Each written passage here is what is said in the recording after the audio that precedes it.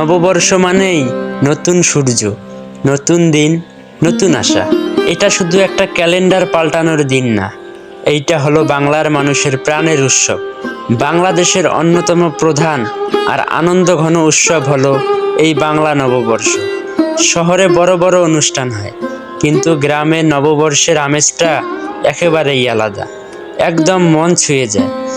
আমার গ্রামের কথা যদি বলি, এই দিনটার জন্য সবাই যেন সারা বছর অপেক্ষায় থাকে। সকালবেলা শুরু হয় মিষ্টি হাওয়ার সাথে। গ্রামের মসজিদের মাইকে কোরআন তিলাওয়াতের পরেই মাইকের সাউন্ডে বাজে এসো হে বৈশাখ, এই গানটা। এই গান শুনলেই যেন বুকের ভেতর একটা আলাদা অনুভূতি হয়, মনে হয় নতুন কিছুর শুরু। সকালে গ্রামের পোলাপান দল বেঁধে রং মেখে বের হয়। কেউ গালে লাল নীল আবির, কেউ মাথায় ফিতা, কেউ আবার বাঁশি বাজায়।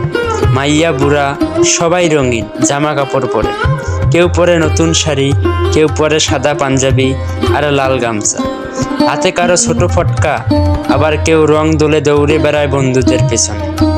ঘরে ঘরে চলে পান্তা ইলিশের আয়োজন। পান্তা ভাত, কাঁচামরিচ, পেঁয়াজ আর একটা ইলিশ মাছ, এটাই যেন নববর্ষের স্পেশাল মেনু।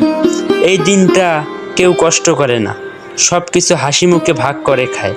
বড়রা ছোটদের মাথায় হাত বুলায়, বলে ভালো থাকিস, বড় হ। এটাই আমাদের সংস্কৃতি। সন্ধ্যাবেলায় শুরু হয় সাংস্কৃতিক অনুষ্ঠান। এখনো আমাদের গ্রামে যাত্রাপালা হয়, পুঁথিপাঠ হয়।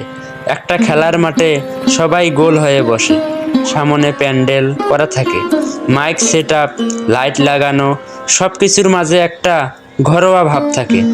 গ্রাম্য শিল্পীরা লোকগান গায়, বাউল গান গায়, নাটক মঞ্চ হয়, বড়রা হাসে, ছোটরা তালি দেয়। এই অনুষ্ঠানগুলো শুধু বিনোদন না, এগুলো আমাদের শিকড়, আমাদের পরিচয়। শহরে এই জিনিসগুলো অনেকটাই হারিয়ে গেছে, কিন্তু গ্রামে এখনো আছে সেই টান, সেই অনুভব। এই দিনটাই গ্রামের মানুষজন ভুলে যায় সব দুঃখ কষ্ট। কেউ কারোর সাথে ঝগড়া করে না, সবাই মিলেমিশে নববর্ষ উদযাপন করে। নতুন পোশাক, নতুন স্বপ্ন আর নতুন দিন, সব মিলিয়ে এটা একটা জীবন বদলে দেওয়ার দিন। এই ছিল আজকের নববর্ষের গ্রামীণ উৎসবের গল্প।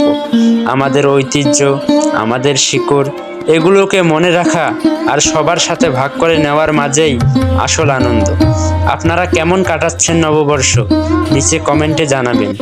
আর যদি ভিডিওটা ভালো লাগে তাহলে একটা লাইক দিবেন, শেয়ার করবেন। আর আমাদের গ্রামের গল্প শুনতে আমার চ্যানেলটা সাবস্ক্রাইব করতে ভুলবেন না। শামীম ভাই 2.0।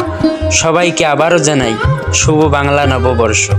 ভালো থাকবেন, খুশি থাকবেন, আর গ্রামের এই রঙিন উৎসবগুলো বুক ভরে আগলে রাখবেন। আসছি নতুন গল্প নিয়ে, নতুন ভিডিওতে। ততদিন ভালো থাকেন, পাশে থাকেন। আল্লাহ হাফেজ।